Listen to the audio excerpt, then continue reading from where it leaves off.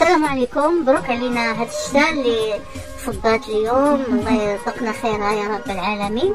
وبهذه المناسبة كنقدم هذه النصيحة للناس اللي عندهم النباتات الداخلية، يحاولوا ملي يشوفوا الشتاء كتنزل وتكون ما تكونش ديك الشتاء المجهدة بزاف، يخرجوا النباتات ديالهم الداخلية برا اولا في النافذة ولا البالكون، اللي عنده البالكون ولا السطح يخرجوها باش تاخد حتى الحق ديالها من المياه ديال الامطار، لان هاد المياه مباركه، مياه نافعه جدا للنباتات، كتغسلها وكتعطيها واحد المواد اللي ما كايناش في المياه العاديه، هاد المواد اللي محتاجها النبات مره انه يستفد منها.